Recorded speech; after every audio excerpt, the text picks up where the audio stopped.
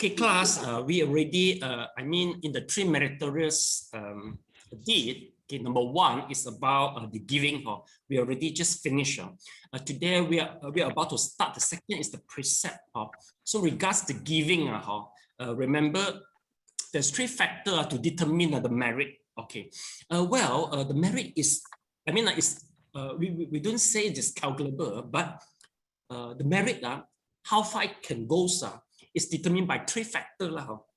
So number one is your heart, whether it's out of compassionate and or out of in the real intention to give. And the second is the target. Okay, the more pitiful, the more respect people, the higher the merit is it. And the third one is the amount. Okay, it's the amount. It's the bigger amounts. Basically, the merit is bigger than the smaller amount. Okay, so that's the thing. Okay, then from here, we start to shift to the precept. Okay, but anyway, recently, because I go to check out the online, because now recently a lot of charity organization request for a donation. So some more modern, more things to consider right nowadays. Number one, about the religions. If you go to watch through the YouTube or the Facebook, okay, a lot of actually Muslim, they will request for a donation, but there will be some there will be some contradiction with our perception. Some they request for korban, you mean to say if you donate the money, okay, it will be partially contribute to the slaughter of a cow or a sheep. This you see, for them this is the highest, it's very good merit if you contribute for the korban, you see. And then they get the meat, they can distribute the meat to the people, you see. So meaning to say that this is contrary from us. We can't say that, oh, as long as our heart is kind, we don't bother much. No, because it's already contradiction already. So even though we do the dana, we have to really check. This is number one thing. Then second, nowadays, some profitable organized, some NGO, you donate $50, they will take maybe $5 for administration fee, or maybe $3 for the salesperson, something like that. Okay, basically the well-established NGO, they will do so for sustainability. So you have to really consider, is this acceptable for you or not? Okay, for some organization, the way I see Tzu Ji and also Xinju, $50, they will just use up the $50 on the target victims, you see. Why? Because their own company will pay out for everything. They will pay the, in order to run the charity, they have to pay, they need some fund to run the staff, pay for the staff, everything, you see. But meaning to say, Xinju are willing to pay for that. So whatever donation will be 100% go to the victims. So you have to really think well first. It is acceptable for you if partial of your donation go for administrative fee. So this is nowadays the thing you have to consider for doing the dana, not just only the Buddhism perspective already. Now, shall I know is there anyone acceptable that partial of your money go to administrative, including advertising in Facebook? And the salary for the staff. Shall I know? It is anybody acceptable? Can you put up your hand? You can accept this. Okay, Yokwa, Amanda. Okay, you see? Okay, Guan San. You see, not all, you see. So half of people accept is acceptable for half only, the rest no. But one way I can tell you, some organizer, NGO, they notice that basically, if they pay the staff with the market price, it's the best way to sustain their NGO. Why? Because if they are underpaid, then all the staff, they cannot survive when they go back to the family. They still need to bring up they still have to feed their family, all these things. So some they realize that, because some perception is NGO should be underpaid or pay low. You should be, you should be make yourself great, or with more love, something like that. Maybe you will think of Mother Teresa or something like that. Everything go for free only. But nowadays, no. Most of the people that they think at least I must pay the market price to sustain them for the contribution. But at the same time, they will request a good service from them for the NGO staff. If you pay handsome, you can request a good service. So you attract more people willing to contribute because you have provide a good service. So now this kind of mindset in Western country, especially Western country NGO, they really go to this way already. So you can, I mean, if you are free, you can just click in the Facebook, okay, and have a watch and understand how they run. But once you click, the advertisement will keep on looking for you like a ghost, yes, it's keep on, I don't know. So recently why I keep on accept receive the Islam advertisement. Wow, but they say actually the advertisement fee is not very expensive. Maybe just $10-20, you can do the advertisement already. You can budget higher so that you can really reach the target. So now, because now most of the charity organization, the reserve fund have been exhausted. So the way I see advertisement is quite necessary. You must target to the right people so that you can get the expenses because it can be 10 to 30K every month, because they got more than 20-30 people in the organization, you see. So that's why nowadays you have to think different already, think out of the box already. Cannot follow the very orthodox way to run the NGO. Because if the NGO they think out of the box, we still think in the box, meaning to say there's no coordination already. You know what I mean? Maybe you start to criticize how come all NGO in the advertisement of Facebook and look so good they make the YouTube, you see. So this type of coordination problem start arising. So you have to look through the trend for if you do the giving especially for this period. Okay, so this is the more modern issue. Now we go to the precept. Let's take a look. The fortunate karma of our ethics. Yes, okay. Amanda, can you please read it? The fortunate karma of ethics. We have. Do we finish this? Finish? Yes, until in order to accept, right? The first paragraph is done. Yeah, in order to accept. Yeah, please, Amanda. Yes. In order to accept and keep the precepts, one has to control one's selfish desires. One must have firm determination to endure various trials, hardships, sufferings, situational temptations, threats, coercion. One must endure selfish desires without being disturbed. One must even have the determination to die in order to keep the precepts. That is, one must be so determined that one will not leave if one has to break them. Only with such strong endurance and the determination to control sensual desires and overcome whatever situation arises can one keep the precepts with purity and not break them. If one can live in this way, then one will not destroy with a single act the merit obtained from keeping the precepts for years. Even if only one precept is violated, then all will fail. This situation can be compared to that of a person who has been law-abiding for a lifetime, but who, after one criminal act, is punished by the law. 49, please continue. Use one's own feelings to measure those of others. One should not kill or harm others, should not steal or engage in improper sexual conduct, and should not make false statements, because drinking can destroy all virtues. Buddhists should also keep the precept of not drinking. There are 3 categories of precepts: the 5 precepts, the 8 precepts, and the 10 good precepts. These are the meritorious precepts of the Dharma that are common to the 5 vehicles. Not understanding the meaning of keeping the precepts, some people keep them because they want the merit to be obtained from so doing. Though this is good, it is not ideal. From the Agama Sutra and the Dhammapada to the Mahayana Sutras, the Buddha has clearly said that keeping precepts means to use one's own feelings to measure those of others, for the purpose of controlling one's sensual desires towards others.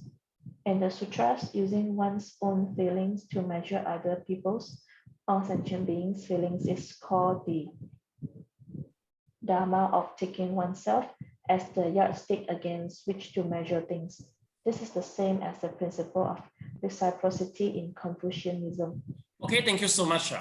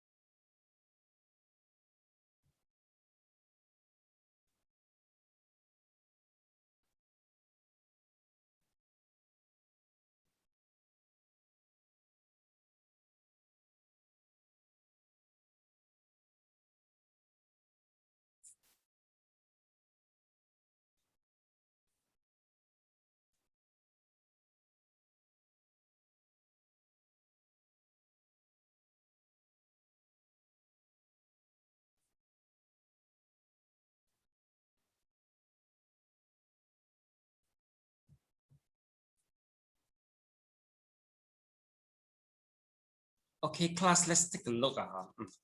Well, so this last paragraph, I mean, in order to accept and keep the precept, one has to control one's self-desire. So one must even have the determination to die in order to keep the precept.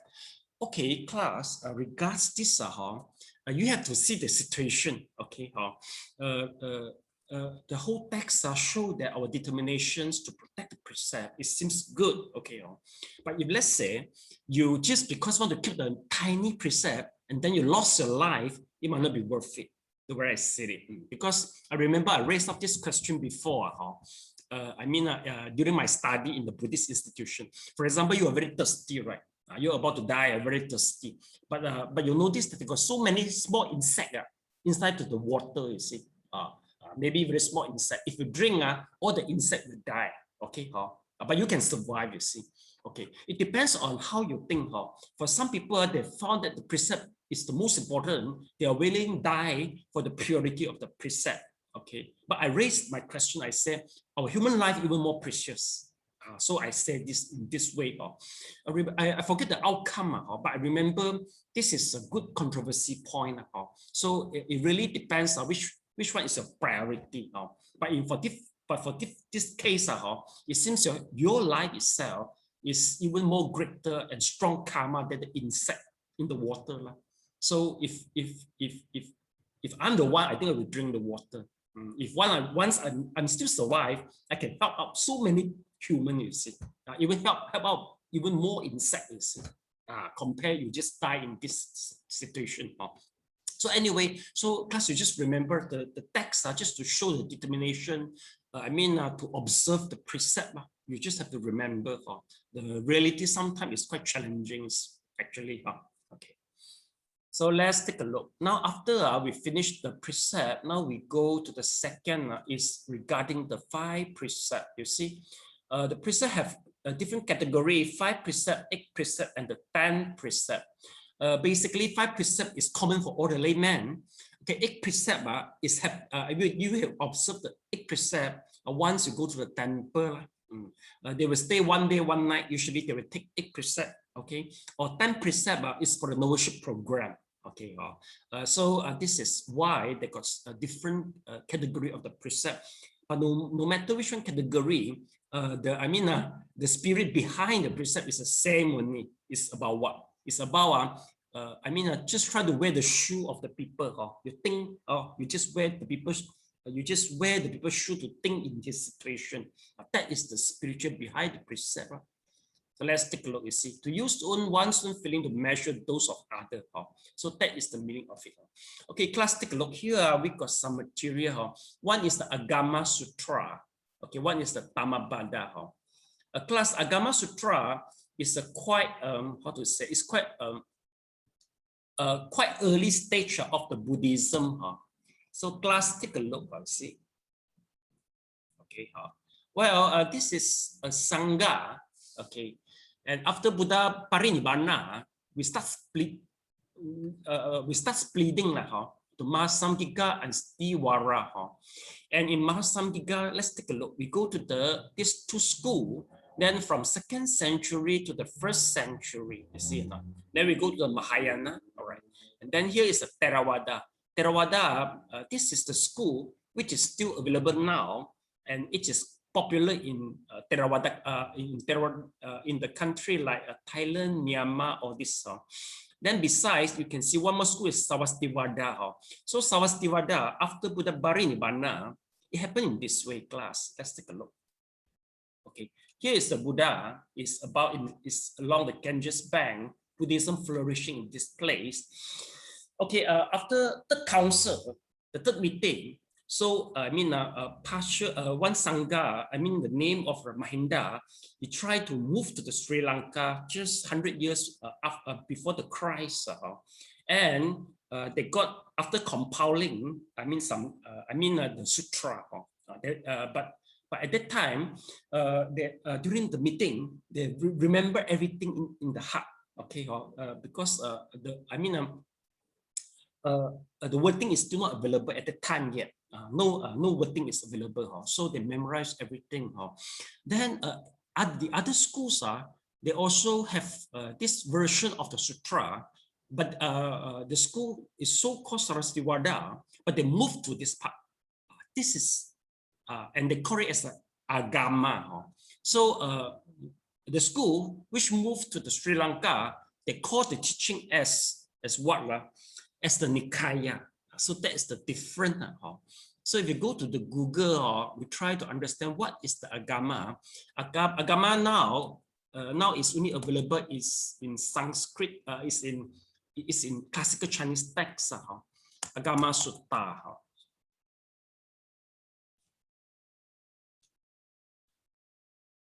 Yeah, sometimes the word Agama is used to refer not to the specific scripture, but to the class of the scripture. In this case, its meaning can also encompasses the Sutta Pitaka. So some, they call it Agama Sutra. In Chinese, we call it as Han Jing.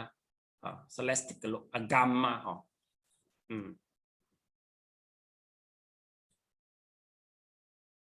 Okay. Yes, let's take a look. You see, Dikka Agama Madhyakama Agama. For those who understand the Mandarin, you can just search in this way. So you just can search Si Peta Han Jing.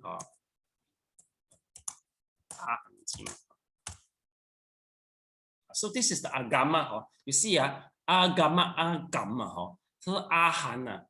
At that moment, since they pronounce by using Hakka and also the Hokkien, so so the pronunciation is more close to the Hakka and also Hakka and Hokkien, because at that time the former language, the former language. The former language is Hakka, is the language which is very close to the Hakka and also the Hakka and also the Hokkien. So meaning to say that, class, if you are able to chant in Hakka or Hokkien, if you chant the sutra with the Hakka and Hokkien, it is more closer to the Sanskrit. Surprise, anyone can speak Hakka and Hokkien? Put up your hand. Hakka and Hokkien. Okay, so Amanda Hyung-sin, you can try to get a sutra and chant the Hakka and Hokkien. You will notice it's very close to the Sanskrit. According to some study that show that nowadays the Putonghua we speak is not the formal linguistic at that time. 官方语言 okay, not at that time. Okay, so this is something regards to agama. So let's take a look. See, they got the Dika, Agama, Madhyamaka, Agama. Then let's take a look. You see, a means to use one's own feelings to measure those of other. Okay, so we mentioned, finished already. So now there's one more sutra, is about the Dhammapada. Class Dhammapada also is a very quite popular. One sutra is quite, I mean, how should I put it? Dhammapada. This is a quite early stage sutra, but which is more common in Theravada country, rather than Mahayana. So Dhammapada, you see, with a different language. In Chinese, you can write down Fa Ju Jing Dhammapada. So this is the Buddhist scripture. It is under Kudaka Nikaya, the division, you see. Maybe we can just try to get one verse. Try to understand, to feel it, you see.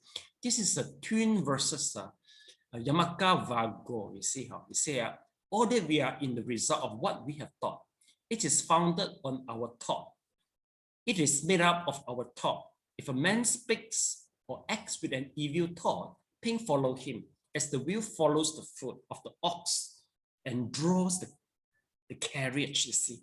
So you see, so this is Dhammapada, you see. It's very short, but it's very meaningful. Meaning to say that whatever you good or bad, then the karma will follow you. It's just like a wheel. Once the wheel is moving, the cartridge will be dragged. You see. So this is very good. Sometimes it's very useful because it's very short. Okay. Maybe next time, Amanda. Mandy got birthday, you just, I mean, send this to Dhammapada as a gift to her, better than any other thing. You can pick out very good verses because Buddhists will appreciate it. Even sometimes, because I go to the middle age, most of the people, they are quite wealthy already. They have enough. They have enough money. What they need maybe is the dharma. So you can just pick up a very good sentence and make them realize, inspire them. That will be very fine. So class, if after the class you are free, so you can come here to have a read some, and please try to choose the one which you feel very good, and you can post in this group. Okay, we encourage people to go to read the Dhammapada. For some, if you can understand, they will attach with the commentary and the story with the Dhammapada. So you can just go a little bit, so we can maybe you can put the one which is a very fit our present situation. Nowadays we are in the catastrophic. So maybe some words is very inspiring. That will be good. Kamling, you try to copy down some, then you can give it to the patients. The Dhammapada. I don't go and want to see the patient. No. You should pass to the nurse, or maybe the frontliners. Some they're very fragile already. They need some, but must be Buddhist maybe you can just for them, then they will feel happy. Oh, this is a Buddha sentence. Yes, Amanda, you got a question? Yes. No, Sifu, give a thumbs up to the Dhammapada. Oh, come on to the about that. Okay, okay. So just pick up one sentence. They got so many. Pick up one. Later on. Okay. Just have a try. Okay. So now we go to the next paragraph. Okay. Yongxin, your turn to read in the sutra. In the sutra, this concept is explained in the following way. I want to live and not to die. Want to have happiness and avoid suffering. Would I like it if someone were to destroy my life through the act of killing? When what I want is to live and not die, to have happiness and avoid suffering. If I would not like that, then when I destroy someone else who also wants to live and not die, to have happiness and avoid suffering, that being will not like that either. In addition, that which I do not like or enjoy will not be liked or enjoyed by others either. How can I harm others with those things which I do not like or enjoy? This is what Confucius said. Don't do to others what you don't want to be done to you. Jesus Christ said, do unto others as you would have others do unto you. When one uses oneself as a measure of what other feels, the proper ethics to regulate the relations between people is not difficult to realize. If I hate suffering and want happiness, and other people are just like me, then how can I take away others' happiness and add to their suffering? How can I not rejoice in other happiness and not alleviate other suffering? In Buddhism, the kindness that gives happiness and all alleviates suffering is the actual putting into practice of this spirit. Therefore, controlling one's sensual desire in order to keep the precept is nothing more than the dharma of taking oneself as the measure. It is based on one's compassion and willingness to act in this way.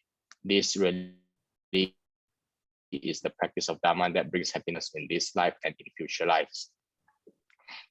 Okay, thank you so much.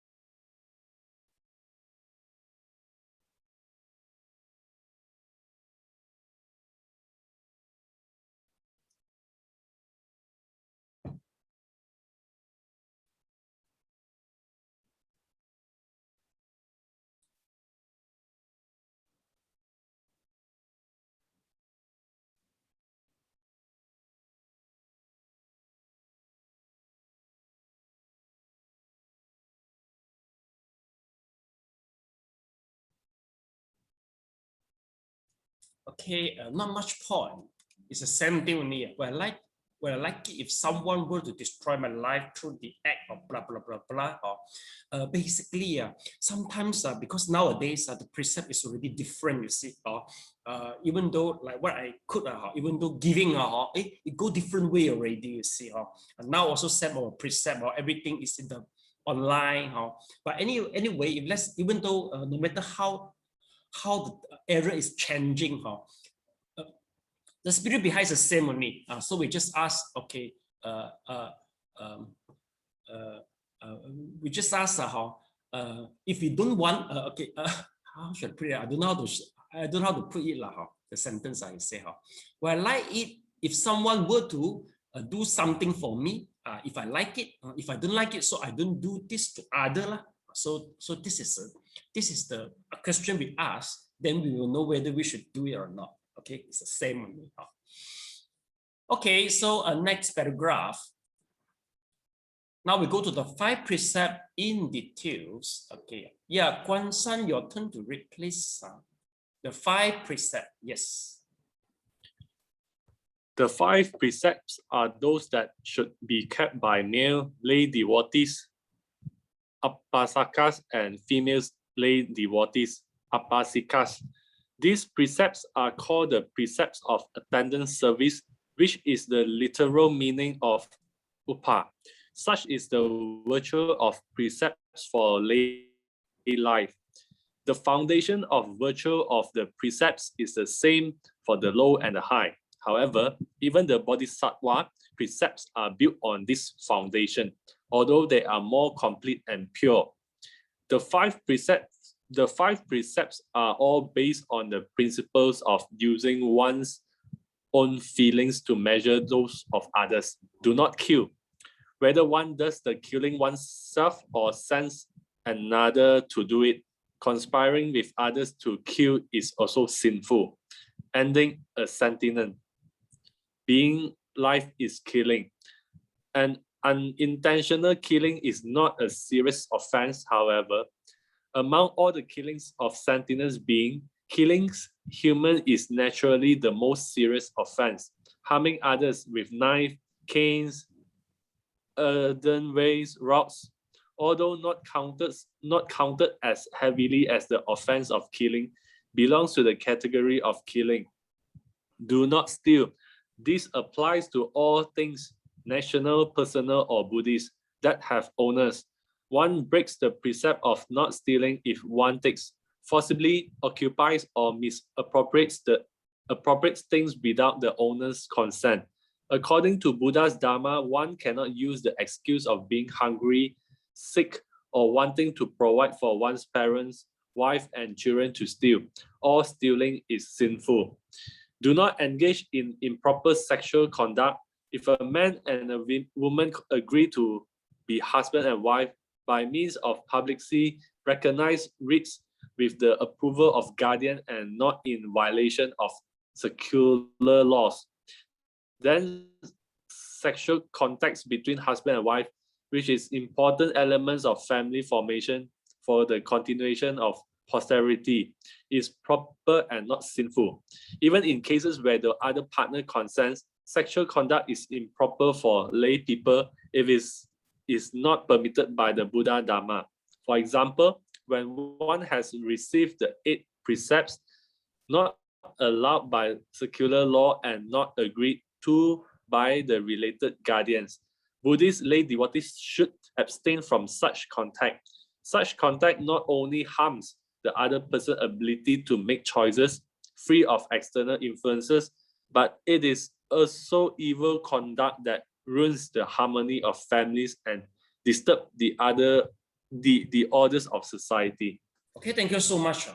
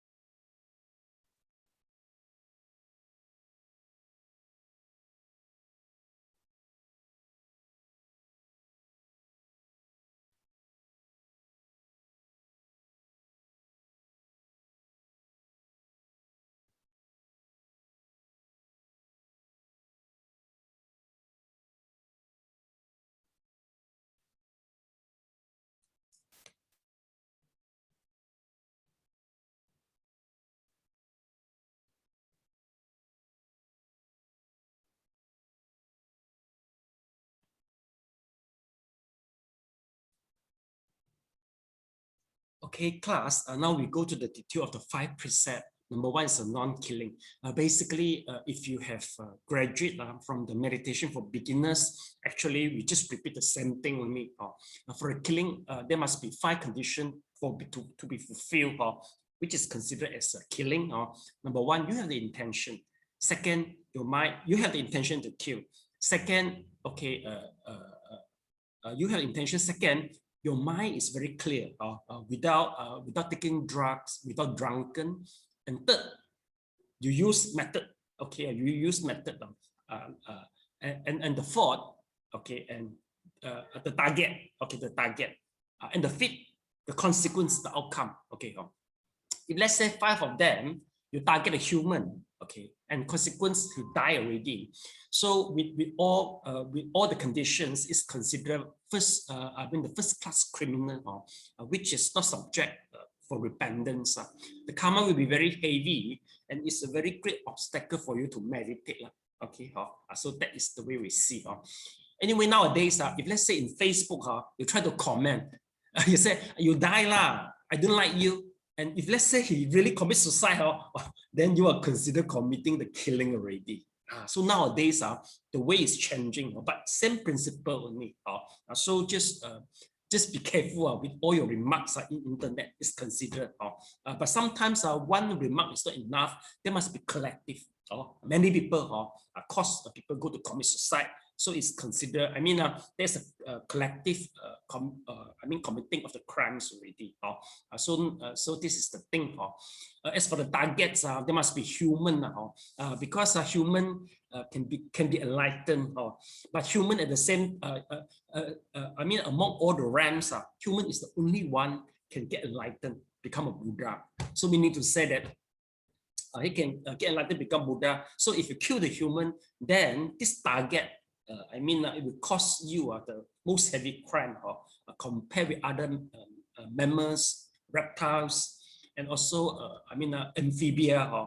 And lastly, is the insect, or maybe it's the virus. Virus now the COVID, the virus is not a living creature. No worry, killing them is a killing precept. No, it won't.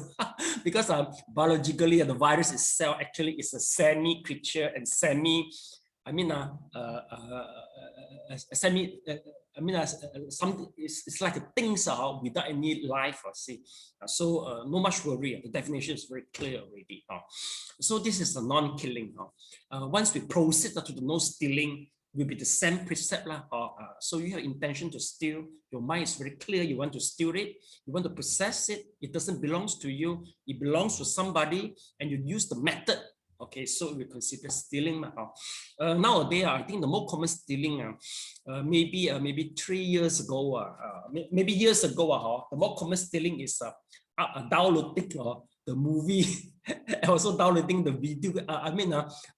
The illegal, MP4, all this thing But nowadays, I think it's very easy already. Why? Because the Spotify let you just listen to the music free, even though you without this subscription.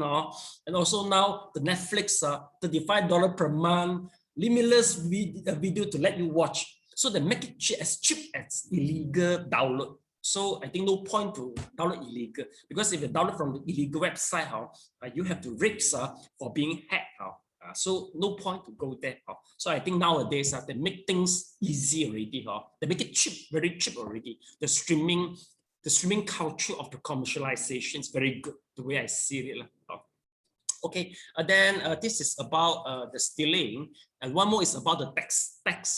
So just do the tax planning, don't do the tax evasion, or it will consider as stealing also in our perspective.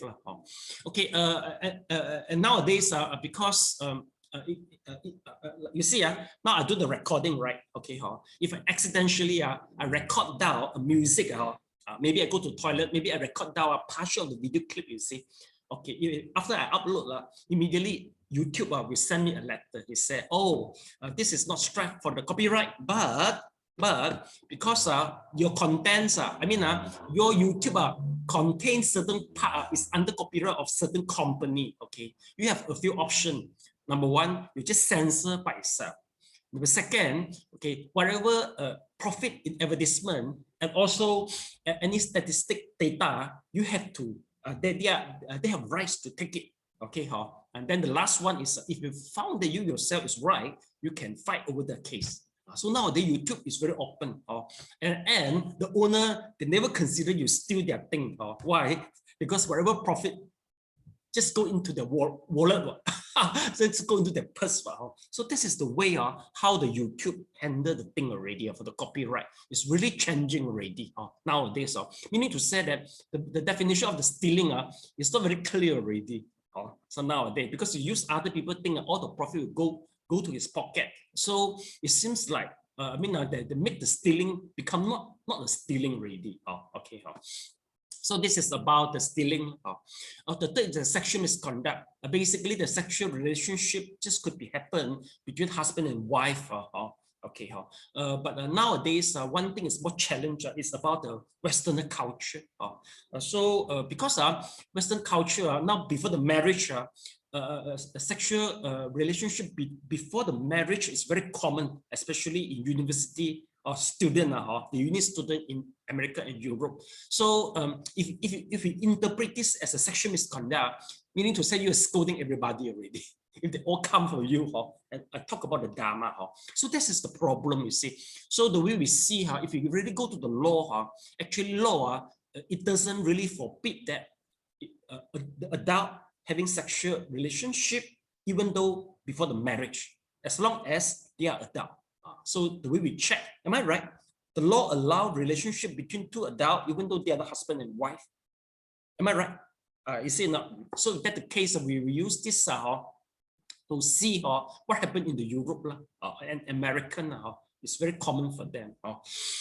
Okay, so this is the third precept. Now we go to the fourth and fifth precept. Okay. Just want to say about about transgender and the same sex people. I mean, yeah. You mean the homosex? It is criminal in Buddhism perspective. Okay, homosex, right? Okay, basically, if you go to check our very orthodox Vinaya, the very old 2000 years ago Vinaya, homosexuality actually is common already. It's happening there already.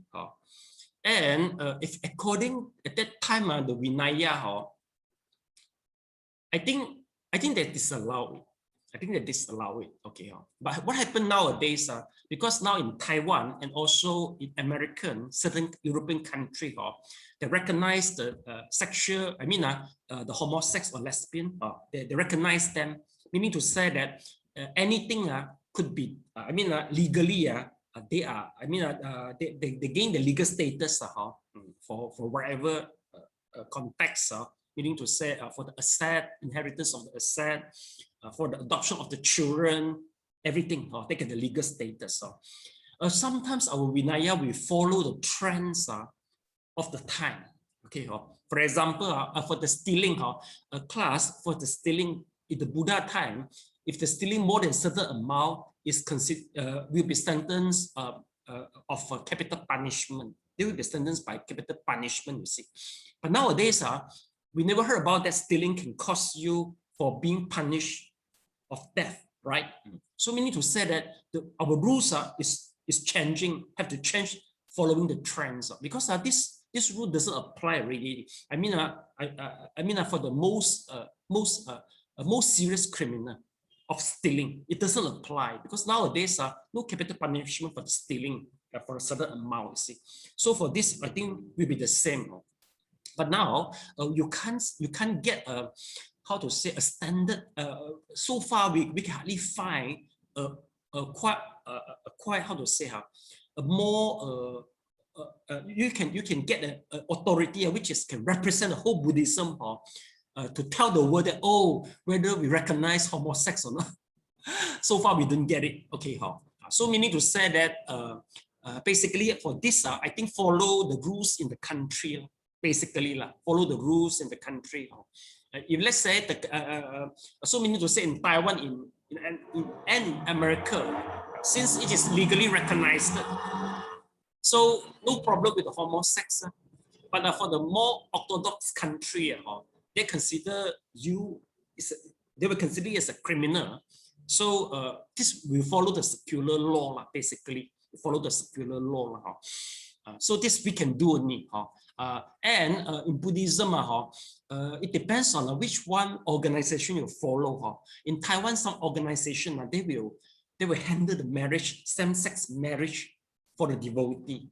Yes, so we know, oh, this is very open mind temple. So you can go to look for them. They will do the same-sex marriage ritual for you. Okay. But in Malaysia, since it's still very orthodox, everything is still not that open. So it depends, Kamling, whether you want to challenge the culture or not. Yeah, so this is the thing we have to consider. It's serious or not, because now it's very actually there's a few couple claim that they are the same-sex marriage. They mentioned to me I know that but I know that since Malaysia I'm not very open. Well, I'm considered open, but haven't go to that extent yet. So I'm not daring to go to run the ceremony for the same-sex marriage. I'm not checked or Kamling yeah. So that's the thing I can tell you. No conclusion for you.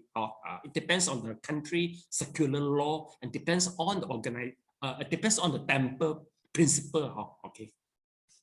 So this like that means what we mean is like sexual misconduct means like, okay, they are same sex homosexual marriage and all that, but the thing is they don't change partner lah. If they keep on changing partner, that is already they have done misconduct, right?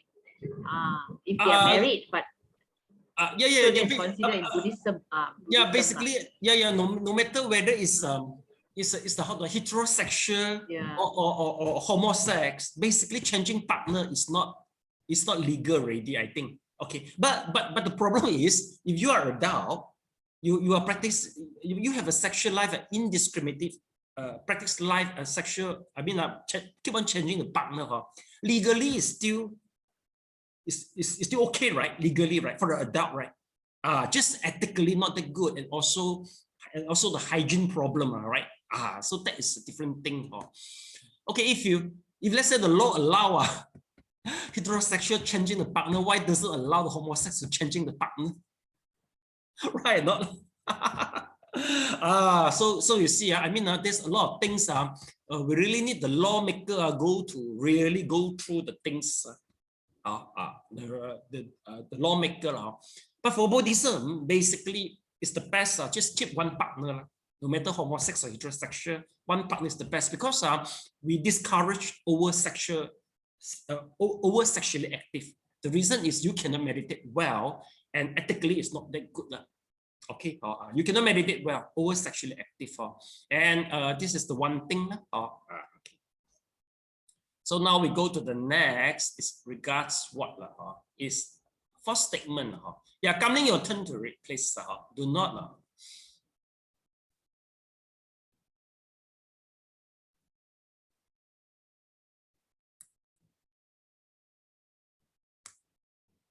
Kamling, on the mic, please, Kamling. Do not make false statements. Sometimes one make untruthful statements for the sake of one's own benefit, for the benefit of one's relatives and friends, or in order to harm one's enemy. The precept of not lying also applies to pretending to know something when one does not, and denying that one knows something when one does, to saying there is something when there is not, saying there is not something when there is, and to call right something that is wrong, and vice versa. By making false statements that benefit oneself, one's relative must bring harm to others, one commits the serious offense of lying. For other kinds of false statements, the offense is lighter. The four precepts discussed above are called natural precepts because the deed themselves are crime. That is, to do these things is wrong, whether one accepts the precepts or not. Not only does the Buddha Dharma not permit this act, but even secular laws will punish the one for such conduct. Do not drink alcohol. Whatever substance has the ability to disturb or confuse one's mind is called alcohol, and one should never consume it. Although some people think that drinking alcohol is good for one's health, according to Buddha Dharma, it is devoid of any merit. First, drinking alcohol can disturb one's mind and lead one to lose self-control. When one is drunk, one not only make mistakes, but one also may say things or commit evil deeds that one would ordinarily be unable to say or do. In the Vinaya, there is a story about a Buddhist disciple who was very strict about keeping the precepts, but who, after becoming confused and disorderly from drinking, committed the 4 serious offenses of killing, stealing, sexual misconduct, and lying, all on the same day. Because of the situation like this, drinking is said to destroy all virtues. In actuality, it is not only the virtue of Buddha Dharma that are destroyed by drinking alcohol. The happiness of families, friendships, businesses, and wealth are often destroyed as well. Second, derangement and ignorance are the root of all crimes and can be caused by drinking. Habitual drinking is a big obstacle to the maintenance of right mindfulness and right knowledge. Some people, because they are always drunk, have children who are born insane or with serious mental retardation. Even if drinking may not seem to be evil, it really is one of the chief culprits that impedes wisdom and destroys virtues. In addition to the first 4 precepts, therefore, Buddhists should seriously keep the precepts of not drinking in order to guide their virtues and move towards the world transcending doctrines, which have wisdom as their foundation. Okay, thank you so much. Okay.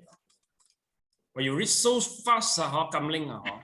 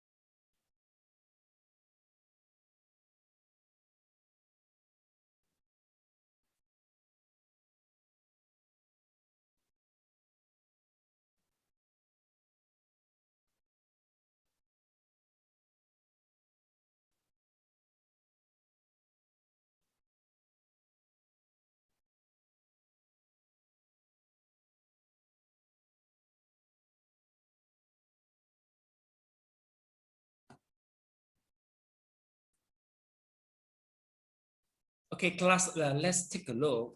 Now this is the number 4. Do not make the false statement. Sometimes one makes the untruth statement for the sake of one's own benefit. Okay, so this we call as a lie.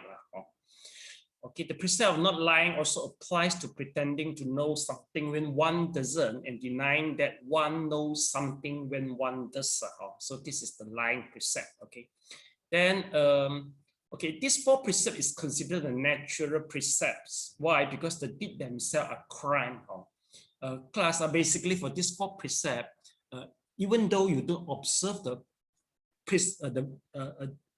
virtue, even though you don't observe the virtue, okay, anyway, there's still God. If you commit, you will still have the crime, but if you observe, you will get the merit at the same time. No matter you observe the precept, no matter you go through the ritual or not, as long as you are saving the being, you try to donate, do the donation, you try to, avoid sexual misconduct, and also, tell the truth, all this. So you will just be what we call it as a, because since it's a natural rules and it's a natural rule, meaning to say that you still can get the benefit by observing the precept. Okay. So next, let's take a look. It's the last one is about the no drinking the liquor, alcohol. Basically, once we drink alcohol, according to the text, once people after drink the alcohol, they have got to do something which they are not supposed to do.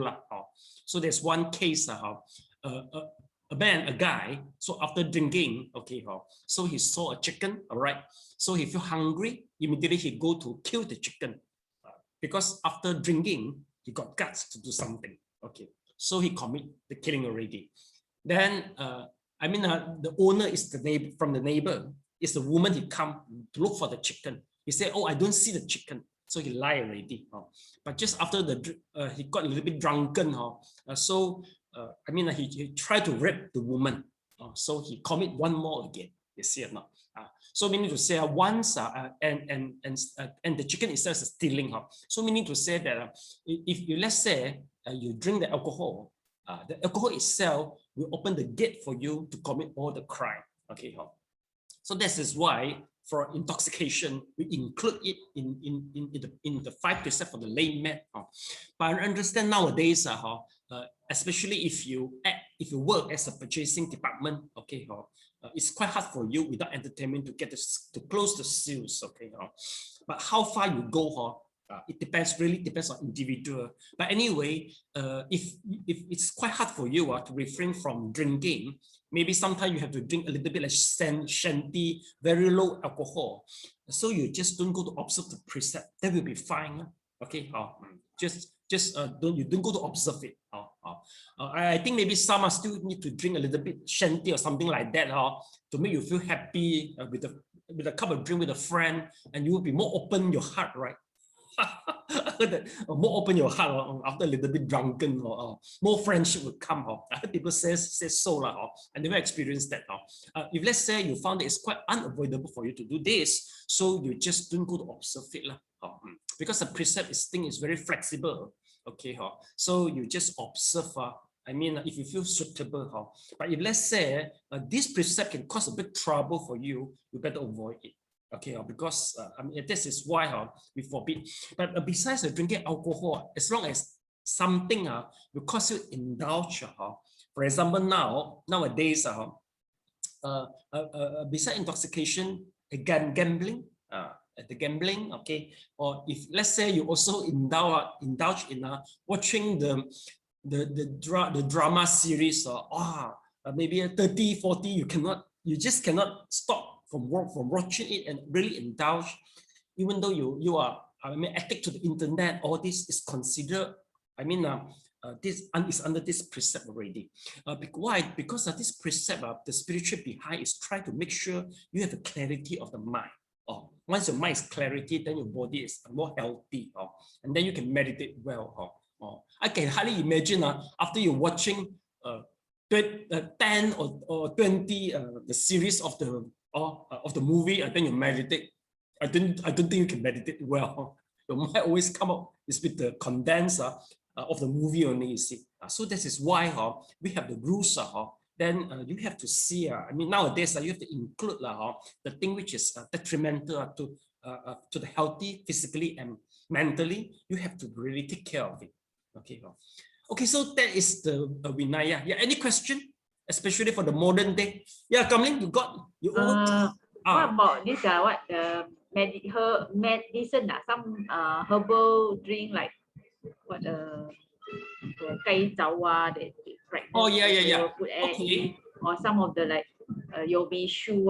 It's also alcohol. Yeah, Kamling, if let's say it's under doctor prescription, that will be allowable as long as it's under doctor prescription. So it's not lah. It's not okay. Well, if you follow the orthodox Vinaya, the very orthodox, even one drop is not allowable. Okay, so meaning to say, but you still need it. You found that it's more healthy even without doctor prescription. Just don't go to uphold the precept in front of Buddha. Just don't do that, lah. Okay, just don't do that, lah. So that will be fine, because just like I mentioned, if you involve the business, so you just do, but don't go to swear in front of the Buddha. I already implied that you just do with your own way already. Yeah, we cannot be over rigid lah. Nowadays, the different already. Okay. Any questions? Some more? Any question? So there's the 5 precepts, how you know all this already. If you think about for the modern situation, so you can just apply. I mean, for it lah. You can just apply for it. Okay, so that is the class.